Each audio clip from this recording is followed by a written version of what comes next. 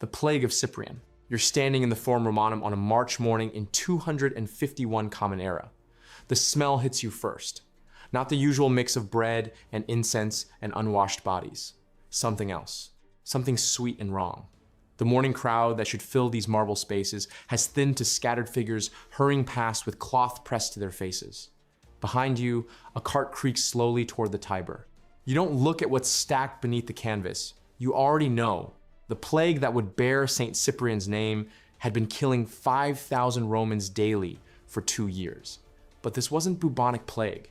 This wasn't smallpox.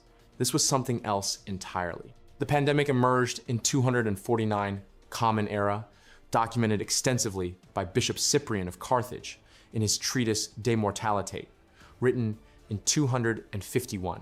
Unlike earlier Roman plagues, this one left detailed medical records. Cyprian described symptoms that began with severe diarrhea and vomiting, followed by fever so intense, victims felt their internal organs burning. Then came the distinctive markers.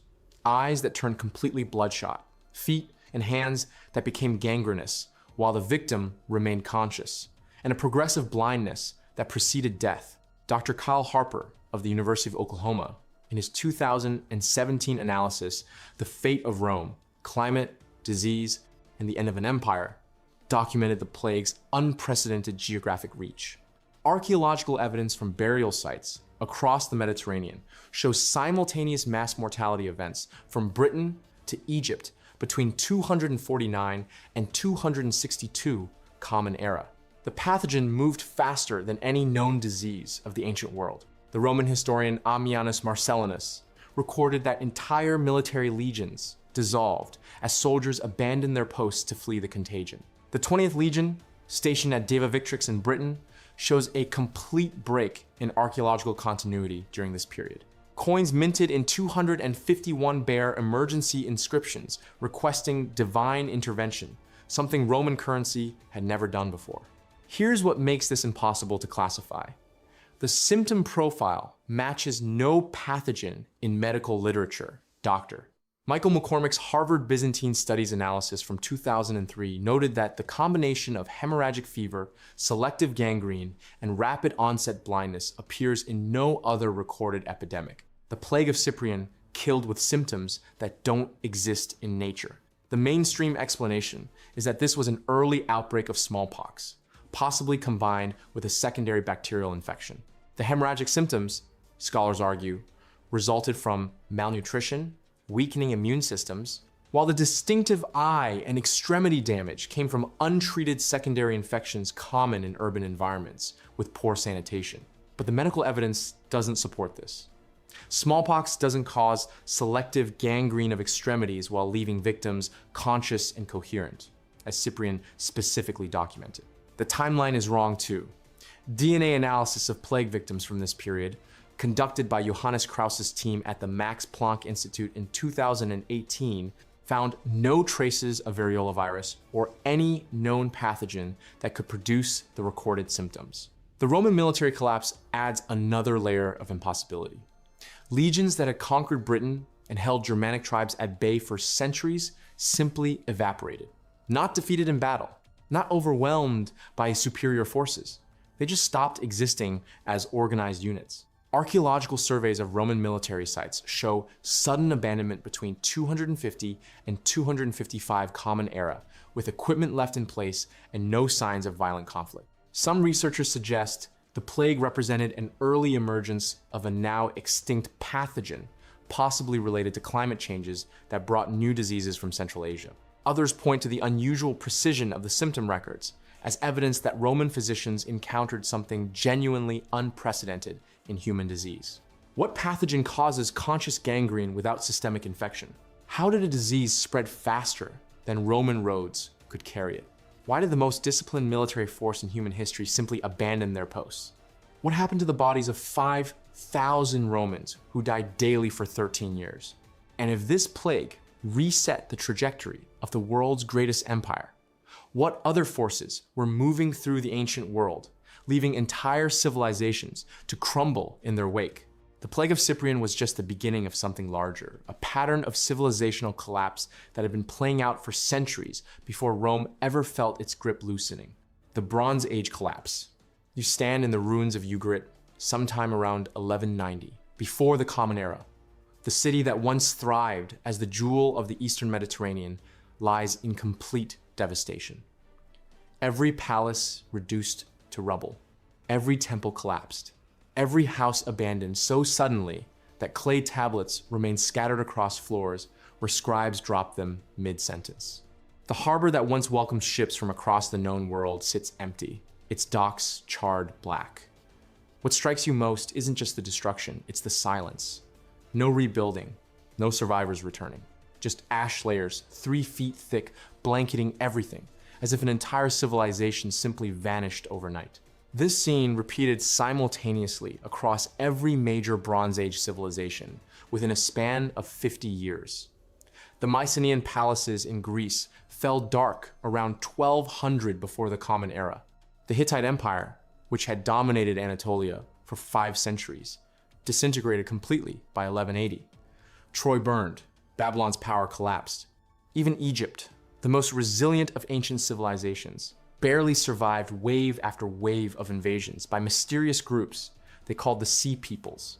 Professor Eric Klein of George Washington University documented this catastrophe in his 2014 work, 1520 BC, the year civilization collapsed. The archaeological evidence is undeniable. At site after site across the Eastern Mediterranean, excavations reveal the same pattern. Thriving, late Bronze Age settlements suddenly destroyed and abandoned forever. At Pylos in Greece, archaeologist Carl Blegen discovered linear B tablets that had been baked hard by the fires that destroyed the palace, preserving records of frantic preparations for an attack that came anyway. At Hattusa, the Hittite capital, German archaeologist Peter Neve uncovered evidence of systematic destruction, so complete that the city was never reoccupied. The scale defies comprehension. These weren't isolated regional conflicts or gradual declines. Within 50 years, from 1200 to 1150, before the Common Era, every major Bronze Age civilization across a territory spanning 2,000 miles suffered simultaneous collapse. Trade networks that had connected Britain to Afghanistan vanished overnight. Writing systems disappeared. Linear B wasn't deciphered until 1952, 3,000 years after its last use.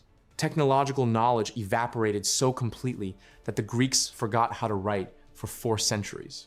Egyptian records provide the only contemporary accounts of these catastrophes. Pharaoh Ramesses III described massive battles against the Sea Peoples around 1175 before the Common Era, claiming victory but revealing the desperation of his situation. The foreign countries made a conspiracy in their islands. All at once, the lands were removed and scattered in the fray. The reliefs at Medinet Habu show these mysterious invaders arriving by ship and overland cart, bringing families as if migrating rather than simply raiding. The mainstream explanation attributes the Bronze Age collapse to a perfect storm of factors. Climate change, creating drought and famine, internal rebellions, weakening palace systems, disruption of trade networks causing economic collapse, and massive population movements creating a domino effect of destruction. Many archaeologists point to the Sea Peoples as displaced populations driven to invasion by environmental pressures in their homelands. But this explanation struggles with the evidence's most disturbing aspects. The collapse was too sudden, too complete, too synchronized across vast distances. Bronze Age civilizations had survived droughts before, weathered famines, recovered from invasions. Why did every single one fail simultaneously? The linear B tablets from Pylos record normal administrative activities right up until the destruction. No signs of gradual decline, no evidence of the systemic weaknesses that should precede civilizational collapse. More troubling still is the archaeological silence that follows. In most cases of conquest or migration, new peoples build upon the ruins of the old. But across the Bronze Age world, advanced urban centers were simply abandoned. The technological regression was so severe that populations dropped by up to 90% in some regions. Whatever happened didn't just destroy governments and armies, it erased the knowledge and capability to maintain civilization itself. Some researchers suggest we're looking at evidence of a Bronze Age world war, with the Sea Peoples representing a confederation of displaced peoples who developed new military technologies and tactics that rendered Bronze Age armies obsolete. Others point to possible seismic catastrophes or even asteroid impacts that could have triggered the climate disruptions and population movements. The ash layers could indicate volcanic activity on a scale we've never witnessed historically. Why did every Bronze Age civilization fall at precisely the same time? How did invaders simultaneously overcome military powers that had dominated for centuries? What technology or knowledge vanished so completely that it took centuries to redevelop? Could a single catastrophic event have triggered chain reactions across the entire Bronze Age world? The silence left behind by the Bronze Age collapse would echo across centuries. But it wasn't the last time a single catastrophe would reshape human civilization on a global scale. The Justinian plague. You smell death before you see it. Constantinople, May 542. The morning air carries something wrong, sweet rot mixing with incense from 1,000 funeral pyres. Bodies stack like cordwood in the streets. The great harbors that once brought silk and spices now carry only the stench of decay. You're walking through the most powerful city on earth as it dies around you. 10,000 people will be dead by sunset. Tomorrow, 10,000 more. The Byzantine Empire, heir to Rome itself, is dissolving into mass graves faster than anyone can dig them. This was the opening act of humanity's first recorded pandemic. The Justinian plague struck the Byzantine Empire in 541 and spread across 3 continents over 8 years. Contemporary historian Procopius documented the horror in his History of the Wars, writing that the plague killed 10,000 people daily in Constantinople alone. Modern epidemiologist Dionysios Stathakopoulos calculated in his 2004 study, Famine and Pestilence in the late Roman and early Byzantine Empire, that the plague eliminated between 25 and 50 million people, roughly 13% of the world's population. The pathogen struck with surgical precision. DNA analysis conducted by Dave Wagner and his team at Northern Arizona University, published in PLOS One in 2014, confirmed that ancient teeth samples contained Yersinia pestis, the same bacterium responsible for the Black Death 800 years later. The plague spread along every major trade route. From Constantinople, it moved west into Italy, north into the Balkans, south into Egypt, east into Persia. Archaeological evidence from Bavaria to Britain shows mass burial sites dating to this exact period. The Byzantine historian Evagrius Scholasticus, himself a plague survivor, wrote that the disease left no part of the human race untouched. But here's what makes this impossible. The standard explanation for bubonic plague transmission requires rats. Specifically, it requires black rats carrying infected fleas that jump to human hosts when their rodent carriers die. This mechanism drove every subsequent plague outbreak in recorded history. The problem is that black rats weren't documented anywhere in Northern Europe until the 12th century, more than 600 years after the Justinian plague devastated those same regions. Zoo archaeologist James McCormick's comprehensive survey of European rodent remains, published in Medieval Archaeology in 1998, found zero evidence of black rats in plague-affected areas before 1100. The archaeological record shows only brown rats and native field mice, neither of which can sustain the plague bacterium long enough for pandemic transmission. Yet the plague reached Ireland, Scotland, and Scandinavia, with the same devastating efficiency it showed in rat-infested Mediterranean cities. The mainstream explanation suggests that other vectors must have carried the disease, perhaps through direct human contact or contaminated goods. But Yersinia pestis requires specific temperature and humidity conditions to survive outside a host. Mathematical models by epidemiologist Samuel Cohn, detailed in his 2002 work, The Black Death Transformed, show that without rat flea transmission, the plague should have burned out within months, not sustained itself across continents for nearly a decade. Some researchers propose that climate played a role. Tree ring data, analyzed by Ulf Bündgen and published in Nature Geoscience in 2016, shows that the 530s experienced severe volcanic winter conditions following massive eruptions. The environmental stress might have created unknown transmission pathways. Others suggest that the plague bacterium itself was different, more virulent, more adaptable to alternative hosts that left no archaeological trace. The timing presents another impossibility. The plague emerged precisely when Emperor Justinian was launching his reconquest of the Western Roman Empire. Byzantine forces had reclaimed North Africa and were pushing into Italy when the pandemic struck.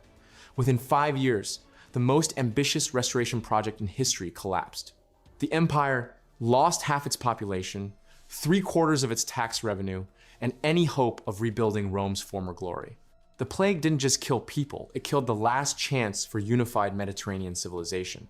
What carried this plague across continents without rats? How did it sustain transmission chains impossible under known mechanisms? Why did it strike at the precise moment to derail Byzantine restoration? Was this catastrophe truly random, or did environmental factors create the perfect storm? The Antonine plague would demonstrate that Rome's earlier empire faced its own impossible pandemic, striking with equally devastating precision at the height of imperial power. The Antonine plague. You watch the emperor cough blood into his trembling hands. It's March 180 Common Era in a military camp along the Danube frontier. Marcus Aurelius, philosopher king of Rome, staggers between his tent and the command post. His skin burns with fever. Strange pustules cover his arms, some filled with clear fluid like smallpox, others raised and red like measles. The symptoms make no medical sense. They never have. For 15 years, this plague has stalked the Roman Empire like a predator with perfect patience. It kills indiscriminately soldiers, civilians, slaves, senators. 5 million dead, maybe more. The records from the eastern provinces simply stop. Towns that once fed entire legions now lie empty under Syrian sun. Marcus Aurelius will be dead within days. Another victim of the disease that's reshaping the known world. The pandemic began in 165 Common Era, when Roman legions returned from campaigning in Mesopotamia. What they brought back with them has puzzled epidemiologists for centuries. Dr. William McNeill, in his seminal work Plagues and Peoples, published in 1976, documented how the Antonine plague exhibited characteristics that modern medicine struggles to categorize. The symptoms combine elements of both variola major smallpox and rubeola measles in ways that shouldn't be possible. Classical historian Kyle Harper of the University of Oklahoma spent decades analyzing contemporary accounts from physicians like Galen of Pergamon. In his 2017 publication, The Fate of Rome, Climate, Disease, and the End of an Empire, Harper documented the precise progression of symptoms: high fever, diarrhea, putrid sore throat, and then the eruptions. But here's where the medical picture becomes impossible to reconcile. Victims simultaneously displayed the characteristic vesicles of smallpox fluid-filled pustules that formed scabs, and the maculopapular rash of measles that spread from head to extremities. Dr. Dionysios Stathakopoulos of King's College London examined every surviving medical text from the period. His 2004 analysis revealed that Galen himself, the most accomplished physician of his age, admitted complete bafflement. Galen had treated every known disease of the Roman world. He understood fevers, eruptions, respiratory ailments. But this plague presented symptoms in combinations he'd never witnessed.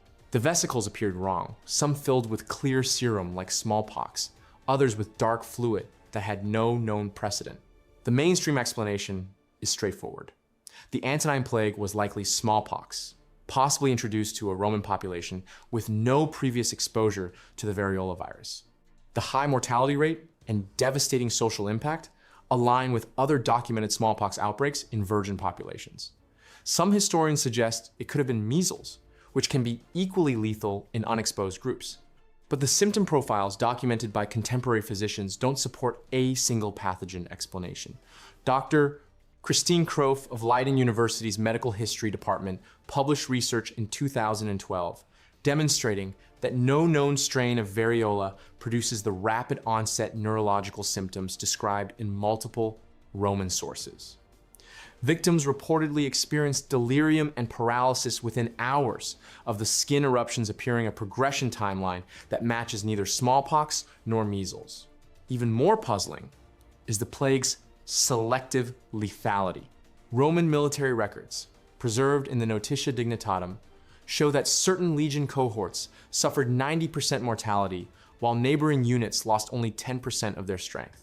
This pattern suggests either multiple co-circulating pathogens or a single disease with genetic susceptibility factors that modern epidemiology cannot explain.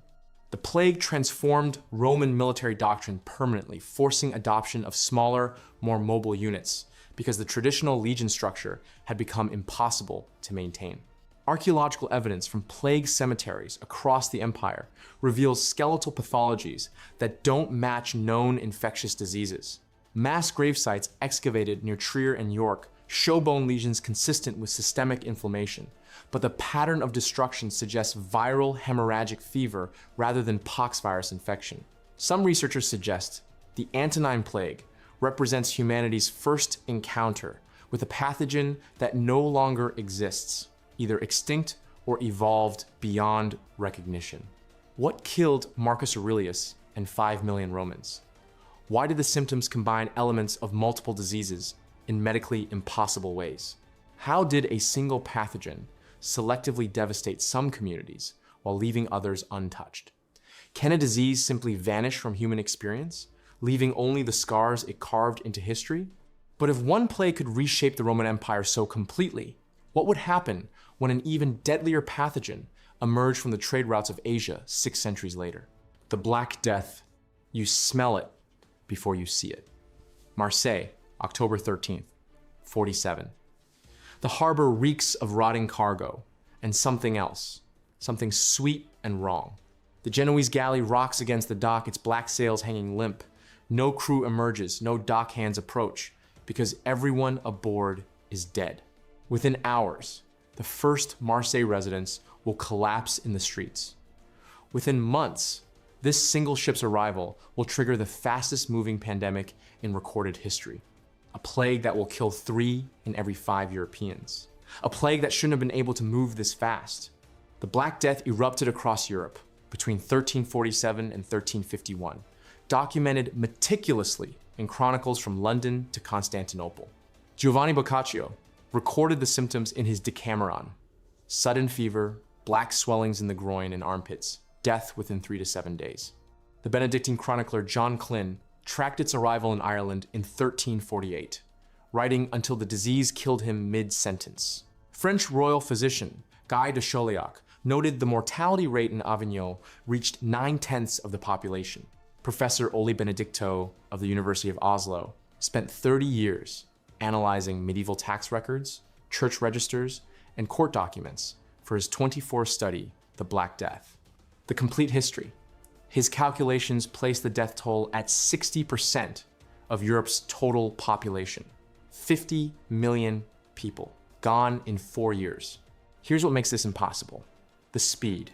Medieval transportation moved at walking pace.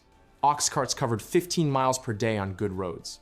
Ships hugged coastlines, making perhaps 50 miles daily. News traveled no faster than horses could carry it. Yet plague records show the Black Death spreading at rates that shouldn't have been possible with 14th century logistics. Professor Samuel Cohn of the University of Glasgow documented the pandemic's velocity in his 2008 paper, The Black Death: End of a Paradigm. From Marseille to Paris, 2 months. Paris to London, 3 months. London to Edinburgh, 6 weeks. The disease crossed the Alps in winter, traversed the English Channel during storm season, and reached remote Norwegian fjords within a year of leaving the Mediterranean. The mainstream explanation is bubonic plague, carried by infected fleas on black rats. The bacterium Yersinia pestis, transmitted through flea bites, caused the characteristic buboes and rapid death. Rats aboard merchant ships spread the infection along trade routes. When rat populations died out, hungry fleas jumped to human hosts, accelerating transmission. But the transmission patterns don't match bubonic plague. Modern Y. pestis kills its flea vectors too quickly for sustained spread. The disease requires specific temperature and humidity conditions that weren't met across much of the Black Death's winter range. Most critically, bubonic plague spread slowly, requiring direct flea-to-human contact. It cannot explain simultaneous outbreaks in cities hundreds of miles apart with no documented connection. Geneticist Hendrik Poinar of McMaster University analyzed teeth from Black Death cemeteries, confirming Y. pestis DNA in medieval remains. But his 2011 study in Nature revealed something unexpected. The medieval strain had genetic markers suggesting respiratory transmission. Some researchers suggest the Black Death wasn't classic bubonic plague, but a pneumonic variant that spread through coughing and breathing. This explains the speed. Pneumonic plague transmits person to person through airborne droplets. It can spread faster than transportation, carried in the lungs of traveling merchants, pilgrims, and refugees. It kills within days, creating waves of infection that race ahead of any cart or ship. Yet, questions remain embedded in the genetic evidence itself. Modern pneumonic plague has a 95% mortality rate and burns through populations so quickly it dies out. The Black Death sustained itself for 4 years across an entire continent. It left survivors with specific genetic variations that enhanced immune response to bacterial infections. Populations descended from Black Death survivors show measurably different disease resistance patterns today. Why did this particular plague variant emerge when it did? How did medieval people develop systematic quarantine procedures for a disease they couldn't see or understand? What environmental trigger could have caused such a virulent mutation? Why do genetic markers in survivor populations suggest repeated exposure over years rather than a single pandemic wave? The archives of medieval Europe document humanity's first encounter with industrial-scale death, but they offer no explanation for why this plague behaved unlike any other in recorded history. European survivors were still burying their dead when reports began arriving from across the Atlantic, describing pestilences that would make the Black Death look like a gentle fever. The Cocoliztli epidemics. You smell it before you see it. The sweet, sick stench of decay hanging over Tenochtitlan in the summer of 1545. Bodies pile in the canals. The Great Pyramid steps run red with blood that isn't from sacrifice. In the markets where jade and obsidian once traded hands, mothers hold children whose eyes weep crimson tears. The fever takes them in days, sometimes hours. Their blood pours from every opening, nose, mouth, ears, skin. This isn't smallpox. This isn't typhus. This is something else entirely. The Spanish have a name for it, Cocoliztli, pestilence. But even they flee the cities, as 15 million indigenous people die in waves across New Spain over 31 years. Dr. Rodolfo Acuña Soto of the National Autonomous University of Mexico spent decades reconstructing these epidemics from Spanish colonial records. His 2002 study in emerging infectious diseases documented 2 major outbreaks, 1545 to 1548 and 1576 to 1581. The demographic collapse was unprecedented. In some regions, population declined by 90%. Parish records from the Archdiocese of Mexico show burial rates spiking to 40 times normal levels. Acuña Soto's team analyzed tree ring data, rainfall patterns, and colonial chronicles. They found both epidemics coincided with severe droughts, periods when lake levels dropped and rodent populations exploded. The symptoms described in 16th century accounts don't match any known European disease. Fray Juan de Torquemada wrote of victims bleeding from eyes, nose, mouth, and all the pores of the body. The blood was described as dark, almost black. Death came with convulsions and a fever that burned so hot, witnesses claimed bodies remained warm hours after death. Here's what makes this impossible. No European pathogen produces these specific symptoms: smallpox, typhus, and plague, the diseases that devastated indigenous populations, have well-documented symptom profiles. Hemorrhagic fever wasn't part of their presentation in the 16th century. Spanish colonists described Cocoliztli as affecting primarily indigenous people while leaving Europeans largely untouched. This pattern contradicts how Old World diseases typically behaved in virgin soil populations. The mainstream explanation attributes Cocoliztli to hemorrhagic fever caused by salmonella or typhus, amplified by malnutrition and social disruption. Scholars like Noble David Cook argue the symptoms were exaggerated in colonial accounts, or represent multiple diseases occurring simultaneously. The demographic collapse, they suggest, resulted from the cumulative impact of several European pathogens hitting an immunologically naive population. But the Spanish were meticulous record keepers. Colonial physicians like Francisco Hernandez, Philip II's personal physician, documented symptoms that don't appear in European medical texts of the period. The selectivity troubles epidemiologists. Why would salmonella or typhus preferentially target indigenous people while sparing Spanish colonists living in the same cities?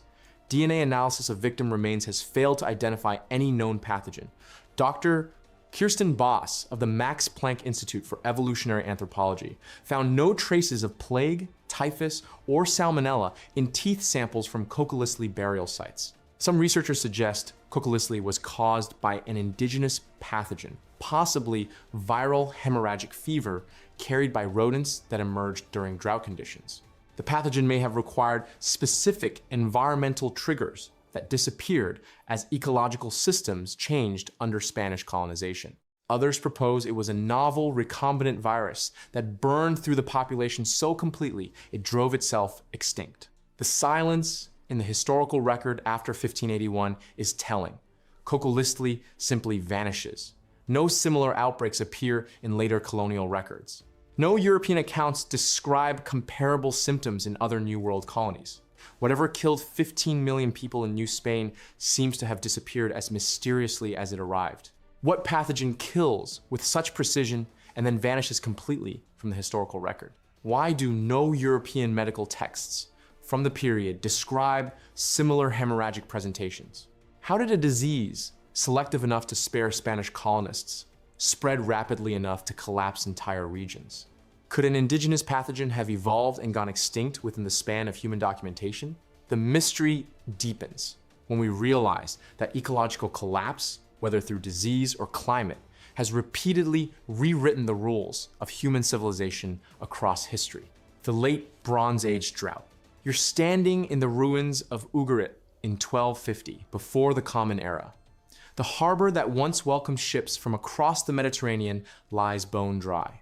Granaries that fed thousands stand empty, their mud brick walls cracking under a sun that hasn't relented in decades. The smell of dust and death hangs in the air. This wasn't supposed to happen. The Eastern Mediterranean had supported thriving civilizations for over a millennium. Then the rain stopped, and they didn't come back for 3 centuries. Dr. David Kanuski of the University of Toulouse led the comprehensive paleoclimate study published in PLOS One in 2013, analyzing marine sediment cores from the Hala Sultan Tekke site in Cyprus. The data revealed precipitation levels that dropped to 30% below normal for the entire period from 1250 to 1100 before the Common Era. Pollen analysis conducted by Professor Daphna Langut of Tel Aviv University, published in the Journal of Archaeological Science in 2015, documented the complete transformation of vegetation across the Levant. Cedar forests vanished. Agricultural zones shifted hundreds of miles northward. Rivers that had flowed continuously since the end of the last ice age ran completely dry. The archaeological evidence tells the same story across multiple sites. Hattusa, capital of the Hittite Empire, shows clear evidence of systematic abandonment around 1200 before the Common Era. Professor Andreas Schachner of the German Archaeological Institute's excavations documented in his 2014 publication, The Archaeology of the Bronze Age Hittite Empire, reveal granaries emptied in orderly fashion and administrative buildings sealed rather than destroyed. At Pylos in Greece, the Linear B tablets, translated by Professor John Chadwick, record increasingly desperate attempts to manage water resources in the final years before the palace's abandonment. Here's what makes this impossible. The drought coincided precisely with the collapse of every major Bronze Age civilization around the Eastern Mediterranean. The Mycenaeans, Hittites, Cypriots, and Canaanites all fell within the same 50-year window. But paleoclimate reconstruction suggests this wasn't a natural weather pattern. Dr. Joel Guyot of the European Center for Research and Teaching of Environmental Geosciences published findings in Climate of the Past in 2016, showing that the severity and duration of the drought exceeded anything predicted by natural climate variability. Ocean temperature records indicate the Mediterranean should have been entering a wetter phase, not experiencing unprecedented aridity. The pollen cores reveal something even stranger. Professor Vasiliki Margari of University College London's analysis, published in Quaternary Science Reviews in 2017, found that vegetation die-off patterns suggest the drought intensified in precise geographic bands. Areas that should have retained moisture based on topography and prevailing wind patterns experienced the same level of desiccation as regions naturally prone to aridity. The drought appears to have been uniformly distributed across climatic zones that operate under completely different weather systems. Stable isotope analysis of Bronze Age bone collagen conducted by Dr. Christina Richards of Oxford University, published in the Journal of Archaeological Science in 2019, reveals that populations were migrating en masse centuries before the civilizational collapses. The isotope signatures show people from inland agricultural zones moving toward coastal areas as early as 1350, before the Common Era, suggesting they were responding to environmental changes that hadn't yet registered in the archaeological record of abandoned cities. The mainstream explanation attributes this to a natural climate shift caused by changes in North Atlantic circulation patterns. The theory suggests that cooling in the North Atlantic disrupted the typical moisture transport systems that brought precipitation to the Eastern Mediterranean. This would explain both the duration and the regional scope of the drought. Some climate models do support the possibility of such an extended dry period during this time frame. But the isotope evidence from ice cores tells a different story. Dr. Sabine Breitenbach of Cambridge University's analysis of Greenland ice cores, published in Nature Geoscience in 2018, shows that North Atlantic temperatures remained relatively stable throughout the late Bronze Age drought period. The climate mechanisms that should have driven such an extreme and persistent drought simply weren't operating at the necessary intensity. Meanwhile, regions that should have been buffered from North Atlantic climate changes, inland areas of Anatolia and the Levantine Mountains, experienced identical precipitation declines. The archaeological synchronicity remains unexplained. Bronze Age civilizations had survived previous climate fluctuations, including several documented drought periods of similar duration. Yet this particular event triggered simultaneous collapse across political systems that had persisted for centuries. The speed of abandonment suggests populations had advanced warning that never appears in contemporary texts. Linear B records from Pylos mention water management, but never indicate awareness of an impending civilizational collapse. Why did this drought exceed natural climate variability? How did Bronze Age populations know to begin migrating a century before their civilizations collapsed? What caused identical environmental impacts across completely different climate zones? Why did civilizations that had weathered previous droughts succumb so completely to this one? Could 3 centuries of precisely targeted aridity occur without any corresponding changes in the broader climate system? The Eastern Mediterranean would recover, but when it did, it would be populated by entirely different peoples telling entirely different stories. The plague of Athens. You're standing in the agora as the summer heat of 430, before the Common Era presses down on marble and flesh alike. The stench hits you first. Not just death, but something else. Something wrong. Bodies lie where they fell, abandoned by families too terrified to touch them. The sacred temples have become morgues. You watch as a man staggers past, his skin burning with fever so intense that witnesses will later describe him throwing himself into wells, desperate for water that cannot quench the fire consuming him from within. His eyes are red as blood. Blisters cover his throat. This is not like any sickness the physicians of Athens have ever seen. This is something that will kill 1 out of every 3 people in the greatest city of the ancient world, including Pericles himself. And 24 centuries later, no one will know what it was. The historian Thucydides documented the plague with the precision of a war correspondent, which he essentially was, writing in his History of the Peloponnesian War, completed around 400 before the Common Era. Thucydides provided the most detailed clinical description of a disease outbreak in ancient literature. He interviewed survivors, observed symptoms firsthand, and recorded mortality rates with mathematical exactness. The plague arrived in Piraeus, Athens' port, in 430 before the Common Era, during the second year of the Peloponnesian War.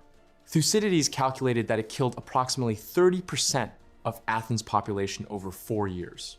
Dr. David Morenz of the National Institute of Health, writing in Emerging Infectious Diseases in 1998, analyzed Thucydides' account and found something extraordinary. The symptoms described matched no known disease, past or present. The sequence was always the same: sudden onset of violent fever, redness and inflammation of the eyes, bleeding from the throat and tongue, foul breath, sneezing and hoarseness, chest pain and violent coughing, stomach cramps and vomiting, skin eruptions and ulceration, unquenchable thirst. Many victims threw themselves into wells or cisterns. Those who survived the first 7 to 9 days often suffered gangrene of the extremities, losing fingers, toes, or genitals. The mainstream medical explanation, as presented by Dr. Robert Lippmann in Transactions of the American Philological Association in 2009, suggests the plague was typhus, complicated by secondary infections and poor wartime conditions. The symptoms of high fever, rash, and delirium align with epidemic typhus transmitted by body lice. The crowded conditions of Athens during the siege, with rural populations packed inside the city walls, created perfect conditions for louse-borne disease transmission. But Thucydides' clinical precision reveals details that typhus cannot explain. The specific sequence of symptoms, beginning with the eyes and throat, progressing to the chest, then the stomach, follows no known infectious disease pattern. The skin eruptions he describes appeared on the 7th day and were accompanied by intense burning sensations that drove victims to throw themselves into cold water. Modern typhus presents with a characteristic rash that begins on the trunk and spreads outward, not the localized blistering Thucydides documented. Most significantly, typhus has a mortality rate of 10 to 60% depending on conditions. But the Athens plague killed consistently across all demographics, showing no pattern of resistance or vulnerability that bacterial or viral diseases typically exhibit. Dr. Manolis Papagrigorakis of the University of Athens conducted DNA analysis on dental remains from a mass grave dated to 430 before the Common Era, publishing results in the International Journal of Infectious Diseases in 2006. The analysis found traces of Salmonella enterica, suggesting typhoid fever. But even typhoid fails to account for the eye inflammation, the specific pattern of skin lesions, or the invariable mortality timeline Thucydides recorded with such precision. Some researchers suggest the plague was an entirely unknown pathogen, possibly a hemorrhagic fever virus that emerged and then disappeared, leaving no trace in the historical record. Others propose a combination of diseases striking simultaneously, creating a symptom profile unlike any single infectious agent.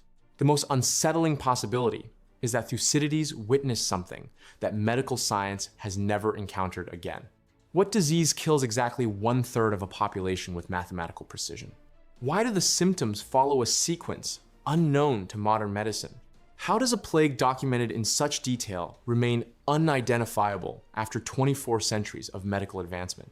Could a pathogen emerge, devastate a civilization, and then vanish completely from the earth? Athens never fully recovered its pre-plague population or political power, setting the stage for pandemics that would reshape entire continents in the centuries to come. The third pandemic outbreak. You step off the steamer in Hong Kong Harbor on May 26, 1854. The air tastes of salt and rotting fish. Dock workers stumble past, their faces gray with exhaustion. Something is wrong. The usual chaos of the port feels muted, urgent. By morning, 17 people will be dead. By June, 100 die daily. Within weeks, the same plague erupts, simultaneously in Bombay, 3,000 miles away. No ship connects them, no trade route explains it. The impossible has begun again. The third bubonic plague pandemic represents the most thoroughly documented plague outbreak in human history, yet it remains the most inexplicable. Alexandre Yersin identified Yersinia pestis as the causative bacterium in 1894. Paul Louis Simon confirmed flea transmission in 1898. The World Health Organization tracked its spread across 6 continents between 1855 and 1950. 12 million confirmed deaths, 300 cities affected. The data is comprehensive, the timeline precise, the medical understanding complete. Here's what makes this impossible. The plague erupted simultaneously in Hong Kong and Bombay, with no documented connection between the cities. Ships' manifests from the East India Company archives show no direct trade between these ports in the months preceding the outbreak. The incubation period for bubonic plague ranges from 1 to 7 days. The journey between Hong Kong and Bombay required minimum 3 weeks by the fastest steamers available. Dr. Myron Echenberg's exhaustive analysis in plague ports, The Global Urban Impact of Bubonic Plague, published by New York University Press in 2007 documents this impossibility across 437 pages of shipping records, medical reports, and colonial correspondence. The plague's behavior defied established patterns of disease transmission. Traditional bubonic plague spreads along trade routes, following the movement of infected rats and their fleas. But the third pandemic jumped across oceans, bypassed major ports, and appeared in isolated communities with no connection to international commerce.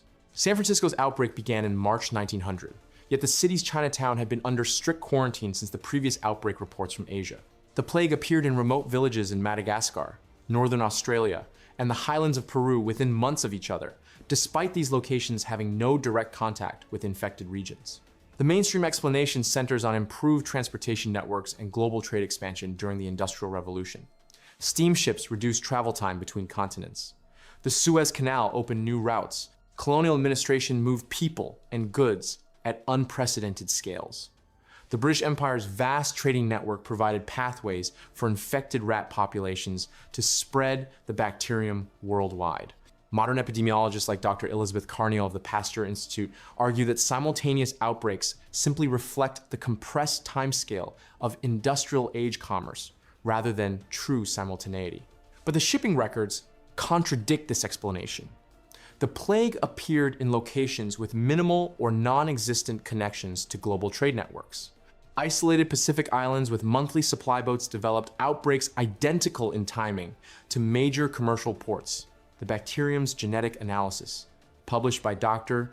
Mark Achtman in Yersinia pestis, The Cause of Plague, is a recently emerged clone of Yersinia pseudotuberculosis in Proceedings of the National Academy of Sciences, 1999. Reveals identical strains appearing simultaneously across continents that should have required decades of gradual mutation and geographic spread. Most disturbing is how the pandemic ended. After 95 years of steady global expansion, killing 12 million people, the plague simply weakened. Not through medical intervention or public health measures, but through apparent bacterial evolution. The virulent strains that had sustained the pandemic for nearly a century spontaneously became less lethal. Dr. Susan Jones's epidemiological analysis in Death in a Small Package, A Short History of Anthrax, notes that this sudden virulence reduction occurred globally within the same 5-year period, despite the vast distances between affected populations and their complete lack of communication about treatment methods. The archives offer no explanation for this coordinated weakening. No scientific breakthrough explains it. No environmental change accounts for it. The bacterium that had remained consistently lethal for nearly a century simultaneously became manageable across 6 continents. How does a medieval plague resurrect in the industrial age with identical virulence after 500 years of dormancy?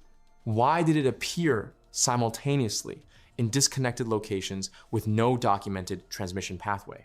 What caused its global virulence to weaken spontaneously after 95 years of consistent lethality? Could a pathogen coordinate its own evolution across vast distances? But if diseases can reset civilizations with this precision, what happens when the reset mechanism operates on a geological scale? Toba, you feel the ground shudder beneath your feet. The tremor runs up through your bones, a deep vibration that seems to come from the Earth's core itself. You're standing on the shores of what will one day be called Lake Toba in northern Sumatra, 74,000 years ago. The morning air carries a strange metallic taste. Birds have gone silent. Even the insects have stopped their endless chatter. Then the mountain explodes. The eruption of the Toba supervolcano represents the most catastrophic natural disaster in human evolutionary history. Dr. Stanley Ambrose of the University of Illinois first proposed the Toba catastrophe theory in 1998, published in the Journal of Human Evolution. The evidence he compiled was staggering. This single volcanic event ejected approximately 2,800 cubic kilometers of material into the atmosphere. To put this in perspective, that's roughly 2,800 times more material than Mount St. Helens released in 1980. The ash clouds circled the globe within weeks. Core samples from the Greenland ice sheet analyzed by Dr. Michael Rampino of New York University and published in Quaternary Research in 1993 show sulfur dioxide levels that spiked to concentrations never seen before or since in the geological record. The volcanic winter that followed lasted 6 years. Global temperatures dropped by 3 to 5 degrees Celsius. In some regions, the temperature decrease reached 10 degrees. But here's what makes this catastrophe unique among all natural disasters. It nearly ended the human species entirely. Dr. Lynn Jord of the University of Utah, working with colleagues at Pennsylvania State University, published findings in the Proceedings of the National Academy of Sciences in 1999 that revealed something extraordinary in human DNA. Every person alive today, all 7 billion of us, descends from a population that numbered fewer than 10,000 individuals. The genetic bottleneck is written into our chromosomes like a scar. The mainstream explanation focuses on the volcanic winter's environmental impact. The massive ash clouds blocked sunlight for years, triggering global cooling that devastated plant life across continents. Without vegetation, herbivorous animals starved. Without herbivores, carnivores followed. Early human populations, already scattered in small groups across Africa and recently into Asia, simply couldn't survive the prolonged environmental collapse. Most died. A tiny remnant population persevered, probably in equatorial Africa, where conditions remained marginally survivable. But the genetic evidence reveals something the mainstream model struggles to explain fully. Dr. Spencer Wells, geneticist and director of the Genographic Project, published research in 2007 showing that this population bottleneck coincides precisely with the Toba eruption. The mitochondrial DNA clock, which tracks maternal lineages, shows that nearly all human genetic diversity traces back to this 74,000-year period. So does the Y chromosome data tracking paternal lines. The coincidence is mathematically precise. Some researchers suggest the bottleneck was even more extreme than 10,000 individuals. Dr. Hawks of the University of Wisconsin argues in the Journal of Molecular Evolution that effective breeding populations may have dropped to as few as 1,000 to 2,000 individuals. At those numbers, humans faced the same extinction probability as the Siberian tiger faces today. The archaeological record from this period supports the genetic data in unsettling ways. Stone tool industries across Africa and Asia showed dramatic cultural breaks around 74,000 years ago. Complex tool-making traditions that had persisted for millennia simply vanish from the record. When human artifacts reappear, they represent entirely new technological approaches, as if whole knowledge systems had died with their creators. Dr. Curtis Moran of Arizona State University has found evidence at Pinnacle Point, South Africa, of coastal adaptations that may have allowed small human populations to survive on marine resources while the interior continents remained uninhabitable. His 2010 paper in Nature describes shell middens and specialized fishing tools that appear precisely during the Toba period. These coastal refuges may have been humanity's lifeline. The volcanic glass from Toba, chemically fingerprinted and unmistakable, appears in archaeological sites across India, Malaysia, and the Arabian Peninsula. Everywhere this ash layer appears, human occupation ceases. The silence in the archaeological record lasts for millennia. What does it mean that our entire species barely survived one bad week 74,000 years ago? How close did we come to joining the Neanderthals in extinction? Why did this tiny population possess the exact genetic traits necessary to rebuild human civilization? Could random chance alone account for our survival when so many other hominid species perished? The Toba eruption stands as the ultimate reminder that human civilization, no matter how advanced, remains vulnerable to forces beyond our control, and that the very existence of our species hangs on threads far more fragile than we dare to acknowledge. Across millennia, from the volcanic ash that choked the sky 74,000 years ago to the rat-borne devastation that swept through medieval Europe, a pattern emerges that challenges our most fundamental assumptions about human progress. These are not merely stories of disease and disaster. They are glimpses into the true architecture of civilization itself, fragile, temporary, and utterly dependent on forces beyond human control. The Bronze Age kingdoms that ruled the Mediterranean for 1,000 years vanished in decades. The Roman Empire that seemed eternal crumbled under microscopic invaders. The Aztec and Inca civilizations that had thrived for centuries were erased by pathogens they had never encountered. Each collapse reveals the same uncomfortable truth. Our greatest achievements exist only by permission of an indifferent natural world. What emerges from these 10 catastrophes is not a story of human resilience, but of human amnesia. We build our cities and empires as if the previous collapses never happened. We assume our technology, our medicine, our global interconnectedness makes us immune to the forces that brought down every previous civilization. But the archaeological record suggests something far more disturbing. These resets are not anomalies. They are features of the human story, recurring cycles that sweep away accumulated knowledge, art, and memory with mechanical precision. The survivors of each collapse inherit only fragments, forced to rebuild from ruins they barely understand. Perhaps most unsettling of all is what these collapses reveal about the nature of historical memory itself. How many Bronze Age pandemics left no written record? How many medieval plagues were forgotten before they could be documented? How many civilizations simply vanished, leaving behind only empty cities and scattered bones for archaeologists to puzzle over centuries later? The 10 catastrophes we can identify and study may represent only a fraction of the resets that have shaped human development. If our own civilization were to collapse tomorrow, what would remain for future archaeologists to discover? And more importantly, what evidence of previous collapses might we ourselves be overlooking, buried beneath the foundations of everything we think we know about our past?